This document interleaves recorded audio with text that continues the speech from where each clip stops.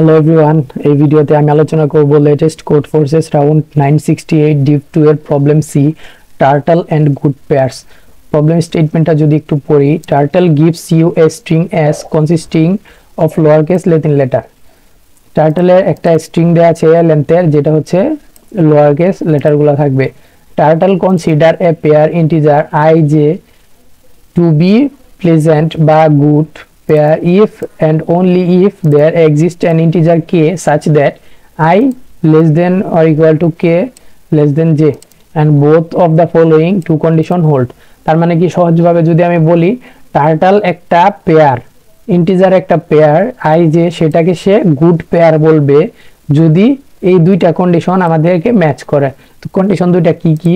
একটা কে, একটা ইন্ডেক্স আমরা কল্পনা করব i এবং j এর ভিতরে কে, সেটা কি হবে? s of k not equal to s of k plus 1। তার মানে এইরকম, এটা যদি k হয় তাহলে k তম ইন্ডেক্সের যেই ভ্যালুটা আছে বা যেই ক্যারেক্টারটা আছে সেই ক্যারেক্টারটা পরবর্তী ক্যারেক্টারকে মিলবে না, এবং s of k is not equal to s of i, মানে i যদি এটা হয় এবং এটা যদি j হয়, এখানে মাঝখানে আরো ভ্যালু আছে, এখানে মাঝখানে আরো ভ্যালু আছে।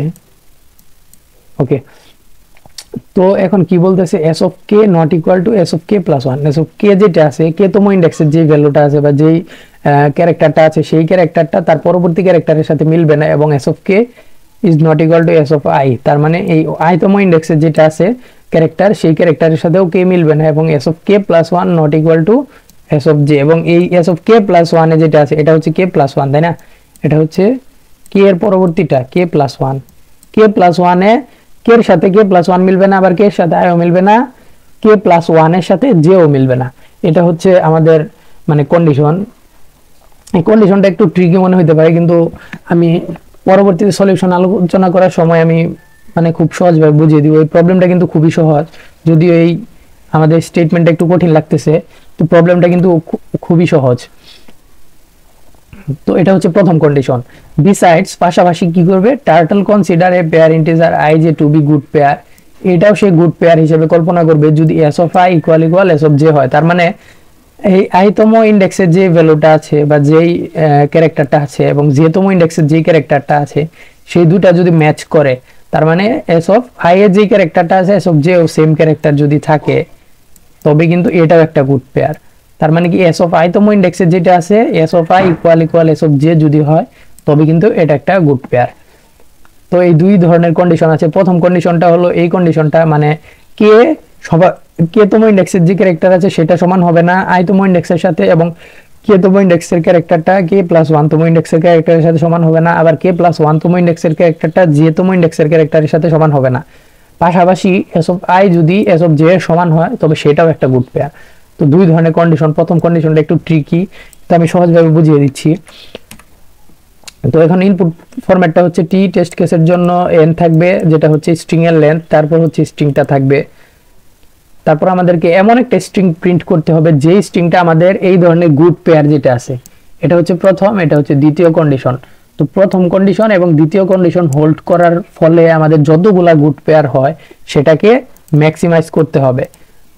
তো কিভাবে আমরা রিঅর্ডার করলে, এই স্ট্রিংটাকে কিভাবে রিঅর্ডার করলে আমাদের গুড পেয়ার দিবে সবচেয়ে বেশি? তো এখানে দেখতে পাচ্ছি টেস্ট কেস যদি একটা নিয়ে আলোচনা করি, EDD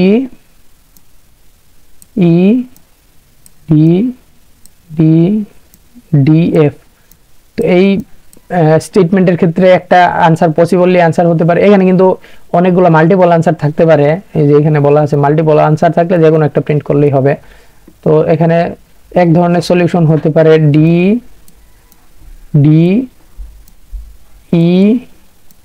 D এবং F, এটা আনসার হতে পারে। এখন আমরা দেখি এটা মিলিয়ে যে আমাদের কন্ডিশনটা হোল্ড করতেছে কিনা।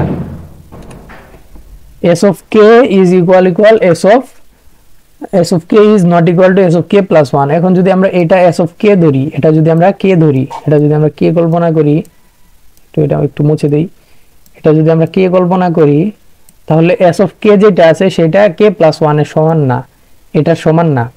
এবং s of k is not equal to s of i, এটা i ধরতে হবে লাস্ট, এটা সমান হবে না। তার মানে এটাকে আমরা ধরে করতে পারবো না।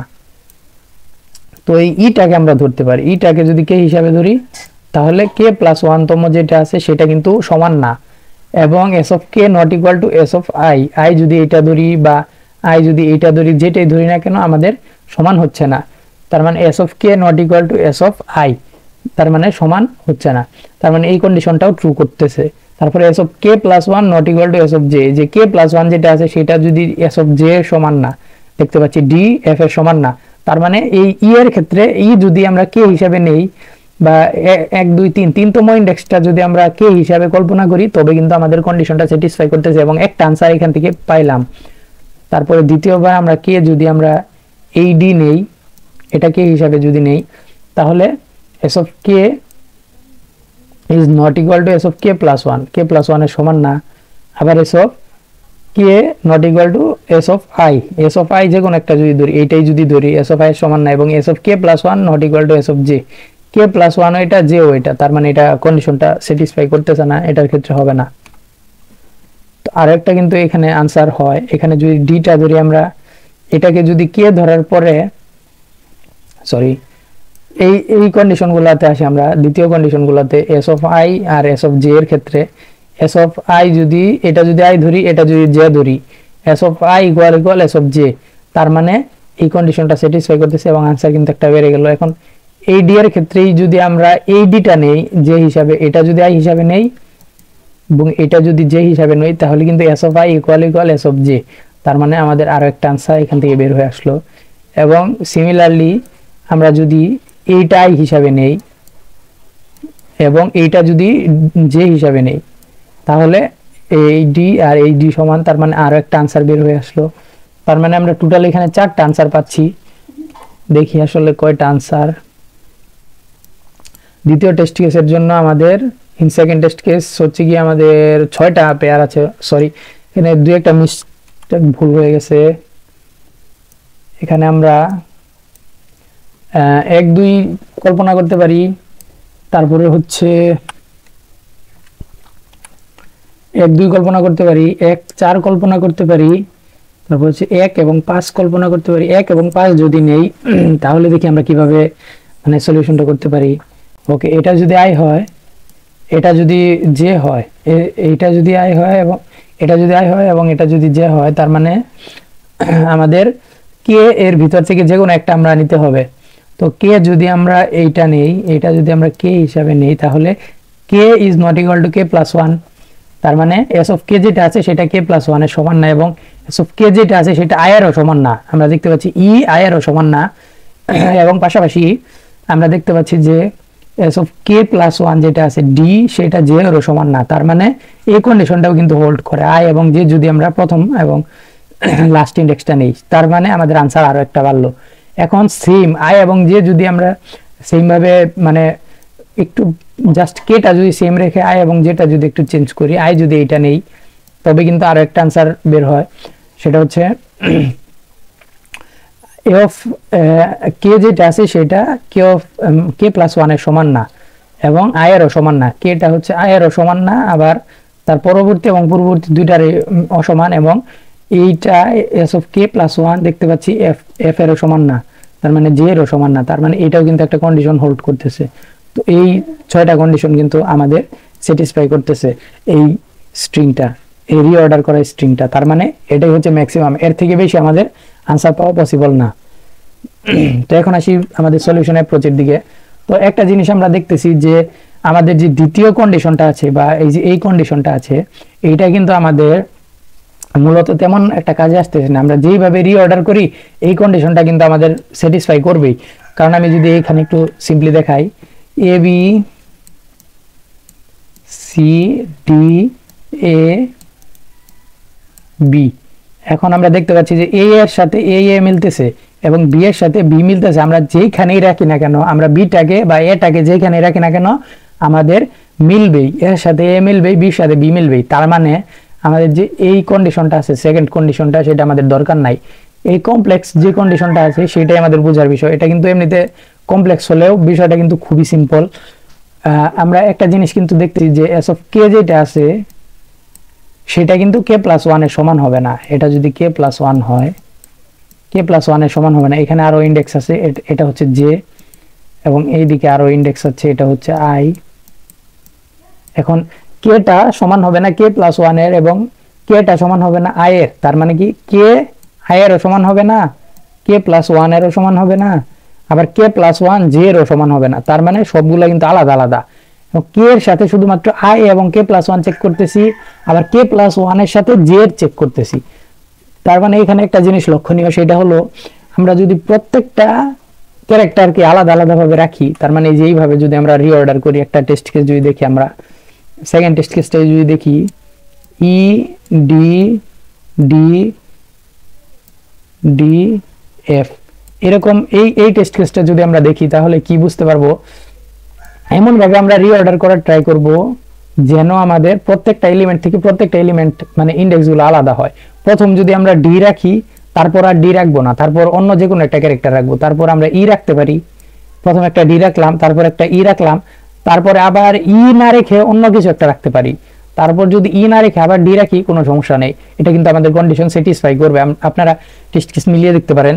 তো তারপর আমরা ডি রাখবো, ডি রাখলাম, এখন তারপরে ডি এর পরে কিন্তু আবার ডি রাখতে পারবো না, তারপরে দেখবো অন্য কোনো ক্যারেক্টার আছে কিনা, যদি থাকে সেটা রাখবো, আর যদি না থাকে তবে ডি রাখবো। তো এখন দেখতে পাচ্ছি আরো একটা ক্যারেক্টার আছে এফ, সেটা রেখে দিব। তারপর এফ রাখতে পারবো না, এফ ছাড়া অন্য যে কোনো ক্যারেক্টার রাখতে পারবো, সেটা হচ্ছে আর মাত্র একটা ক্যারেক্টার আছে, সেটা হলো ডি, সেটা যদি রাখি তাহলে কিন্তু কন্ডিশনটা স্যাটিসফাই করতেছে।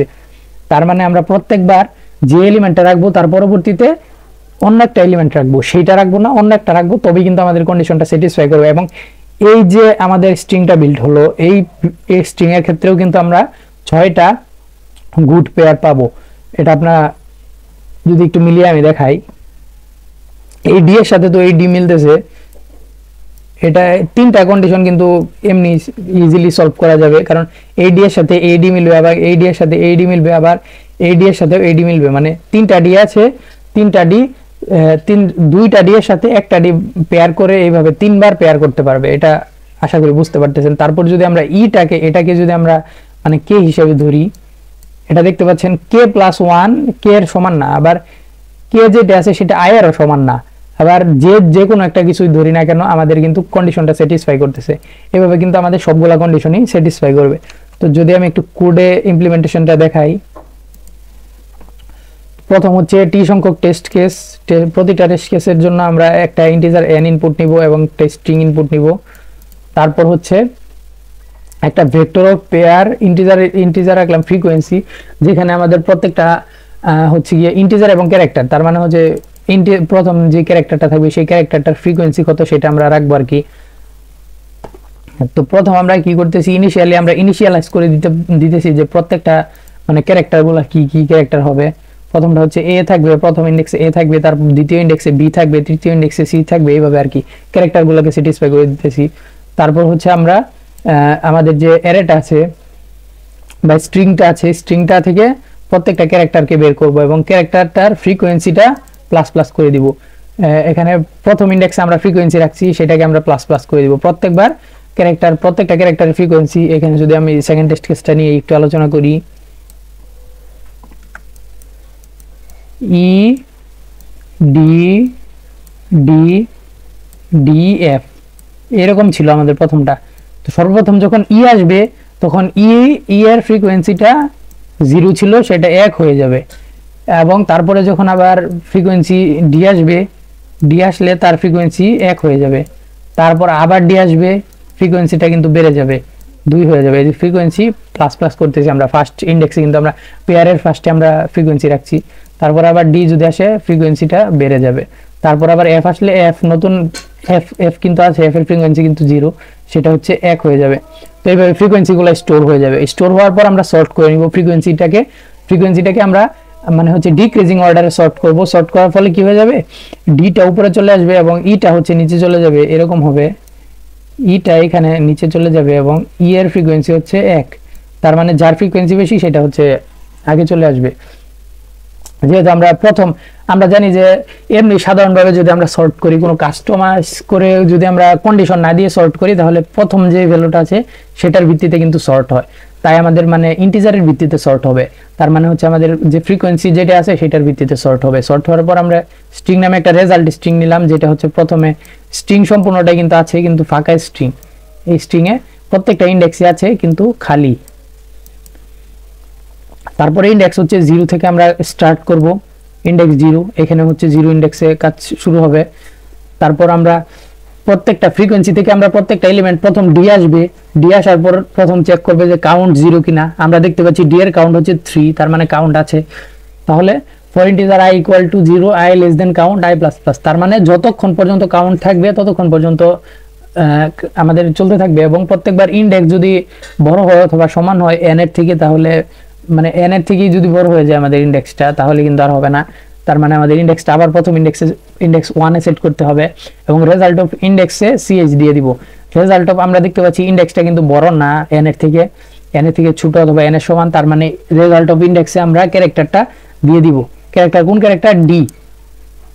তো প্রথমে আমরা d দিলাম এবং ইন্ডেক্স 2 করে বৃদ্ধি পাচ্ছে, এটা কিন্তু খেয়াল রাখবেন। এই পরবর্তী ইন্ডেক্সটা কিন্তু ফাঁকা রাখলাম, পরবর্তীতে আবার আমরা d দিব, তার পরবর্তী ইন্ডেক্সটা ফাঁকা রাখবো, তার পরবর্তী ইন্ডেক্সে আবার d দিব, কারণ আমরা দেখতে পাচ্ছি যে d এর ফ্রিকোয়েন্সি হচ্ছে 3।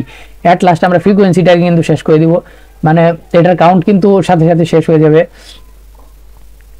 কারণ এটা কিন্তু এমনিতেও আমাদের মানে এই লুপটা চালাচ্ছি আমরা, প্রত্যেকবার একটা করে ভ্যালু আসছে, সেটা কিন্তু শেষ হয়ে যাচ্ছে, একদম এমনিতেও ভ্যানিশ হয়ে যাচ্ছে। তো এটা কিন্তু ভ্যানিশ হয়ে গেল, কাজ শেষ এটার। তারপরে আসবে হচ্ছে এফ এর কাউন্ট হচ্ছে 1। তো এখন দেখতে পাচ্ছি কাউন্ট 0 না, তার মানে এটা ব্রেক করবে না এবং কাউন্ট পর্যন্ত লুপ চলবে। ইন্ডেক্স আমরা দেখতে পাচ্ছি যে এখন বর্তমানে মানে এই পর্যন্ত আমাদের ইন্ডেক্স চলে গেছিল, তার মানে n এর সমান হয়ে যাচ্ছিল। তাহলে ইন্ডেক্সটা আমরা 1 এ সেট করে দিব। ইন্ডেক্সটা 1 মানে এটা, জিরো বেসড ইন্ডেক্সিং যেহেতু চলতেছে, তো 1 মানে এইটা। এবং রেজাল্ট অফ ইন্ডেক্সে ch দিয়ে দিব। ch মানে কত? এখন f চলতেছে, তো fটাকে এখানে দিয়ে দিলাম। তারপরে fটা কিন্তু ভ্যানিশ হয়ে গেল, তার মানে f এর পরবর্তীতে আর কি কাজ করবে এই লুপটা আশা করি আপনারা জানেন। তো তারপরে হচ্ছে ই চলার পর কি করবে? কাউন্ট কি 0 কিনা, ই এর কাউন্ট হচ্ছে 1, তার মানে 0 না, ব্রেক করবে না। তারপর 0 থেকে কাউন্ট পর্যন্ত চলবে, index greater or equal to n হলে ইন্ডেক্স 1 হবে। আমরা দেখতে পাচ্ছি যে ইন্ডেক্স এইখানে আছে, কারণ আমরা দেখতে পাচ্ছি এখানে যখন দ্বিতীয়বার যখন আমরা রেজাল্ট অফ ইন্ডেক্স ch করছিলাম, মানে fটাকে সেট করছিলাম, তখন আমরা ইন্ডেক্সটাকে 2 বৃদ্ধি করে দিয়েছিলাম, তার মানে এটা থেকে 2 বৃদ্ধি করলে এইখানে চলে আসে ইন্ডেক্সটা কিন্তু 2 বৃদ্ধি করার ফলে এখানে চলে আসছে। এবং আমরা যেই ভ্যালুটা আছে এখন সেটাকে এখানে রেখে দিচ্ছি এবং আমরা দেখতে পাচ্ছি, এবং ইন্ডেক্সটাকে কিন্তু আরো 2 বৃদ্ধি করে দিব, এই যে ইন্ডেক্সটা কিন্তু 2 বৃদ্ধি করে দিব। এখন ইন্ডেক্সটা এখানে চলে গেছে, এখন আর কোনো সমস্যা নেই। এমনিতেও কিন্তু আমাদের মানে ফ্রিকোয়েন্সি অ্যারেটা কিন্তু ফাঁকা হয়ে গেছে, ফ্রিকোয়েন্সি অ্যারেটা কিন্তু শেষ, তার মানে আমাদের লুপটা কিন্তু ব্রেক করবে। লুপ ব্রেক করার পর আমরা কিন্তু কাঙ্ক্ষিত স্ট্রিং যেটা আছে সেটা কিন্তু আমরা পেয়ে যাব এবং সেটা প্রিন্ট করে দিলেই আনসার চলে আসবে।